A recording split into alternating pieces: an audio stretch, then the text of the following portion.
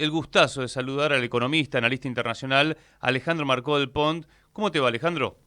¿Qué tal? ¿Cómo te va? Ay, me parece que está. A ver, ahí está. Perdón. Excelente. Bueno, vamos a hablar un poco de Ucrania, una guerra que parece que llega a su fin porque va a asumir Donald Trump el 20 de enero en Estados Unidos. Y vos has hecho un artículo sobre la importancia económica que tiene Ucrania. Es decir, que si se discute la paz en este país, hay que ver cómo se llega, a qué acuerdo y cómo queda ese país. Me interesó sobre todo porque describís la importancia en minerales, en riqueza energética y también agrícola, que es reconocida en toda Europa y en todo el mundo, en Ucrania. Así que te queremos escuchar, Alejandro, porque es un tema crucial, sobre todo por la amenaza de guerra nuclear que ha aparecido en las últimas semanas, como para decir, si faltaba algo en este mundo es que puedan terminar con una bomba nuclear allí en Europa. Te escuchamos. Sí, yo creo que en principio, por lo menos me han hecho varias entrevistas que no están directamente relacionadas con este artículo, pero sí que tienen que ver con Ucrania, y he detectado que hay alguna complicación para tratar de entender qué es lo que está sucediendo, Ujú. porque, bueno, Occidente se encarga de deformar cualquiera de las noticias que vengan, y por lo tanto, obviamente, para su bienestar. Entonces me parece que hay que determinar algunos detalles de este escenario para que la gente pueda entender bien qué es lo que está sucediendo. Dale. Se supone que esta guerra está terminada, después si querés podemos hablar de que supuestamente está congelada Ujú. en el frente de batalla, pero se supone que está terminada. Y una vez que esta guerra se terminó y cuando se pongan medianamente serios los que están tratando de escalar sobre esta guerra, van a sentarse rusos y americanos a rediseñar un tratado de seguridad colectiva que fue lo que llevó a la operación especial rusa en Ucrania. Disculpa, Alejandro, aclaremos que está terminada porque la ha ganado Rusia en el campo de No, batalla. sí, no, por supuesto, sí, tenés razón. No, Sí, no, porque claro, acá en gráfica informamos, no, no como el bloque occidental de medios, pero somos minoría, claramente. sí, sí, por eso decía que se deforma, sí, tenés razón. Bueno, está ganada y sigue avanzando Rusia de manera sostenida. Entonces, en algún momento, cuando se vayan a sentar para rediseñar, digo, este tratado de seguridad colectiva, que fue lo que llevó a que se iniciara esta operación por parte de Rusia en Ucrania, hay ciertos preceptos anteriores que deben de quedar claros y que van a tener que estar este, aceptado por las partes. Primero tiene que haber un consenso interno de Ucrania y aceptar que la configuración geográfica de Ucrania no va a ser la misma. Ujú. O sea, las fronteras no van a ser las mismas, Ucrania no va a poder ingresar a la OTAN, Ucrania no puede tener un ejército y Ucrania tiene que ser neutral. Una vez que estas cosas estén sólidamente aceptadas, se va a empezar a lo que es un reordenamiento de Ucrania o de lo que quede de Ucrania. Cuando uno hace análisis, en general hace análisis doctrinarios, que en el caso de Ucrania sería por qué Ucrania va a la guerra, o sea, cuál es la doctrina que determinó que Ucrania fuera a la guerra. Bueno, la integridad territorial.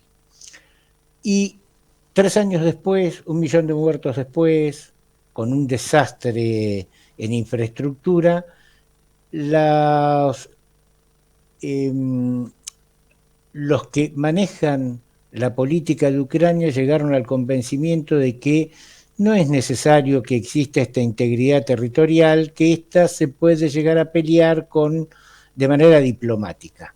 Y esto en realidad se logró porque convencieron al pueblo ucraniano, por lo menos las últimas encuestas dicen que el 54% de los ciudadanos ucranianos están a favor de la paz y que había que ponerse a negociar. Ahora, una vez que el problema doctrinario se fue, te queda un problema político que es para mí el que tiene mayor este, centralidad en esta discusión y tiene que ver con el artículo. Cuando vos vas a el problema político es que vos necesitas un consenso social para firmar la paz, el armisticio o lo que sea. Necesitas un líder porque lo que vas a firmar es que Ucrania no solamente pierda una parte de su territorio, sino que vas a hacer un nuevo diseño administrativo con una nueva distribución de activos que ya estaba acordada o consensuada con BlackRock. O sea, BlackRock se iba a hacer cargo de la energía, del sistema financiero, de las privatizaciones, de los materiales físicos, que es de lo que hablo en el artículo, que tiene que ver con el litio, el gas, el petróleo, el zinc, las tierras raras, etc. El problema es que BlackRock perdió en Estados Unidos, o sea, los neoliberales progresistas, los de Soros y los de BlackRock, perdieron en Estados Unidos. Y eso tiene una repercusión en cómo Ucrania va a tener que devolver la deuda que los americanos le generaron para quedarse con el país. Entonces, ahora va a haber competencia para ver quién se queda con estos recursos. Y en esta competencia ingresan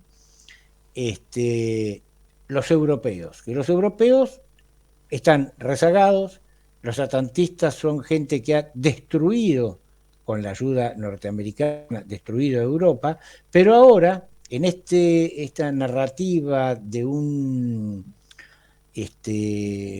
desarrollo sustentable, necesitan una serie de materiales que los europeos no tienen. O sea, estos materiales físicos, el zinc, el litio o cualquiera de ellos, tienen una distribución geográfica determinada. O sea, en África hay una parte, en América Latina hay otra parte, en Rusia hay otra y en Ucrania hay otra.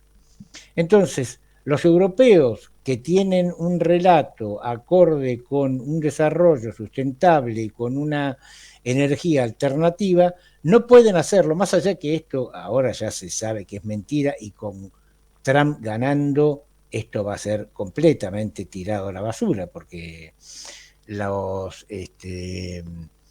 energías fósiles van a ser las que van a primar nuevamente, pero en la actualidad los europeos, al haber perdido la energía, o sea, el sustento energético que tenían de Rusia, empezaron a ocupar más carbón, más gas para tratar de dar energía y por lo tanto contaminan más. O sea que esta historia ya ha sido, se ha deshilachado en el camino. Pero los europeos necesitan obviamente este tipo de materiales. Entonces, por un lado tenés a Estados Unidos que para mí hizo un diseño muy centrado acerca de a 10.000 kilómetros de su país, meter en la guerra a un país que molestaba a los rusos, uno de los primeros objetivos que tenía la idea norteamericana, y destruía Europa. Bueno, estos dos objetivos, el primero no se cumplió porque Rusia salió airoso, pero por lo menos el eje franco-alemán se cayó, Europa se está desindustrializando y está cada vez peor, seguramente va a tener una recomposición administrativa, ni siquiera como Unión Europea, va a tener que ser otra forma. Entonces, bueno, el problema está que el único lugar en donde vos tenés estos materiales, tienen estos materiales, bueno, Europa no va a poder meterse porque Estados Unidos va a querer cobrar, está en la pelea BlackRock y encima lo que están queriendo es que se congele el avance ruso porque gran parte de estos materiales, de la energía, está cada vez más en manos rusas, en vez de manos ucranianas, suponiendo de que en algún momento Ucrania pensó que se iba a quedar con ellas, ¿no? Claro. Bueno, vos ahí planteaste algunas ideas fuerza que me gustaría retomar, como que eh, Europa se va a hundir cada vez más.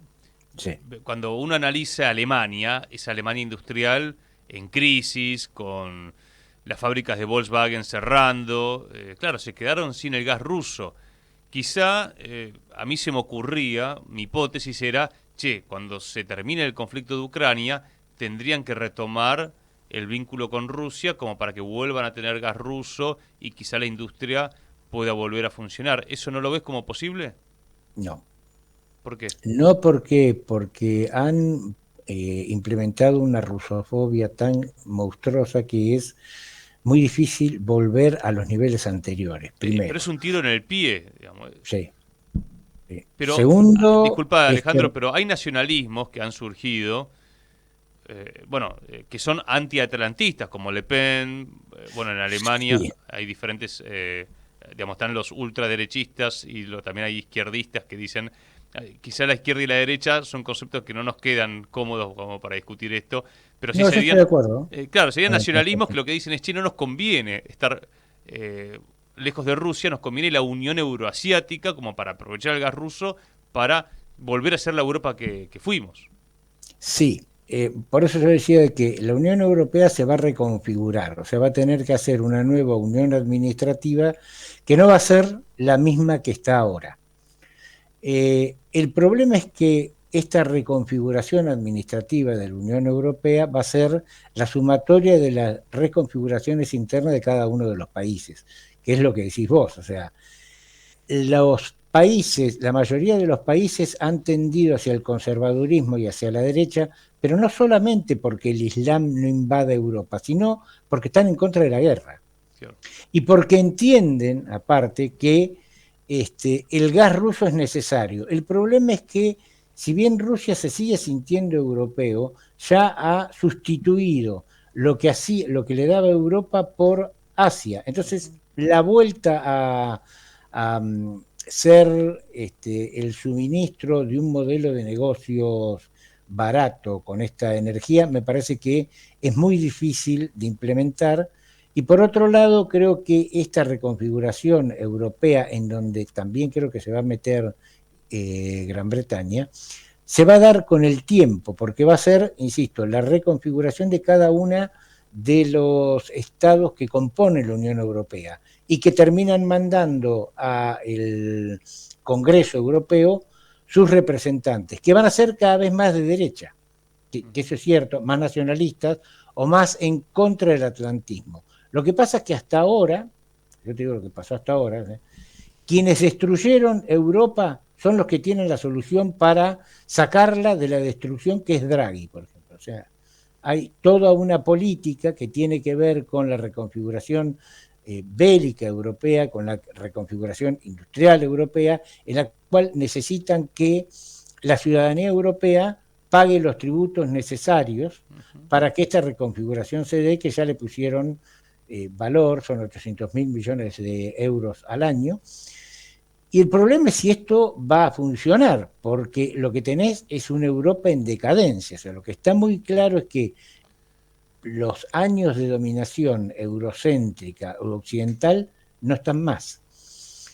Entonces, ¿qué es lo que va a pasar ahí? Yo creo que Europa va a tener demasiados problemas, porque aparte, digo, esté Trump, haya ganado Trump o no, la guerra de Ucrania iba a pasar a manos europeas obligatoriamente. Entonces, le van a dejar el muerto, no le van a dejar que puedan quedarse con los materiales y las energías necesarias para lo que los europeos quieren, y encima van a tener que solventar un, una estructura bélica y un vecino con el cual ellos no van a tener capacidad de negociar el tratado de seguridad colectiva, que las líneas de este tratado están ya teniendo problemas. Si vos mirás, desde Georgia, Moldavia, Rumania, Claro, ¿no? Está claro que la línea va a pasar muy cerca de Alemania, va, para ponerlo. Bueno, bien. Estamos charlando con Alejandro Marcó del Pont. Finalmente, siempre pensar la clave desde Argentina, ¿no? Porque acá estamos viviendo un proceso de primarización. De hecho, Milei diciendo queremos un tratado de libre comercio con Estados Unidos, cuando Estados Unidos plantea subir aranceles y guerra comercial. Estamos a contramano de la historia aquí, ¿no? sí, estamos a contramano de la historia y van a quedar más a contramano de la historia con los nacionalismos que se vienen en Europa y encima con el, este extraño nacionalismo que yo creo que no es un nacionalismo, sino es una encerrarse Estados Unidos en ellos mismos con aranceles porque no tienen la capacidad de competir externamente. O sea, esto Claro. lo hizo Trump, lo agudizó Biden y lo va a volver a provocar más Trump porque no tienen capacidad. Yo creo que Argentina está perdiendo el tren histórico de poder tener energía barata y materiales físicos necesarios para la transformación energética y producir productos que sean competitivos en el mercado exterior, generando trabajo en la Argentina. Si uno mirara, desde hace mucho tiempo la financiarización es la que ha ganado a la producción. Entonces, traer modelos que tengan que ver con la producción son casi, te diría, obsoletos y sin sentido. Por eso el progresismo y la socialdemocracia no existen más como mecanismos de mediación con las corporaciones que son las que están manejando el mundo. Bueno, Argentina puede darse el lujo de tener producción y generar trabajo en un mundo en donde ninguna de las dos cosas están, porque Argentina tiene no solamente energía, sino que tiene la suerte de tener estos materiales físicos para la reconversión energética. Bueno, lo que estamos haciendo es reprimarizarlos y regalarlos para que ciertos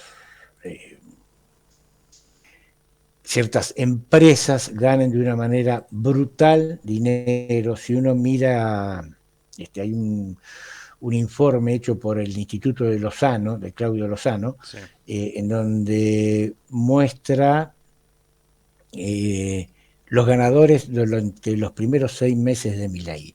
Y entonces ahí queda exactamente claro, no solamente quién gobierna este país, que obviamente no es Milei, sino que las ganancias de las corporaciones, por ejemplo, Tecpetrol, que es de Roca, ganó un 1860% más que el semestre anterior. O sea, los porcentajes de ganancia son realmente Descomunales. equiparables a quienes están manejando los ministerios. Tal Por cual. eso a mí me resulta muy simpático cuando hablan de si el presidente es bueno o malo. El presidente es un estandapero que no gobierna y que a nadie le interesa que lo haga, Tal aparte. cual. Tal cual. Alejandro, gracias.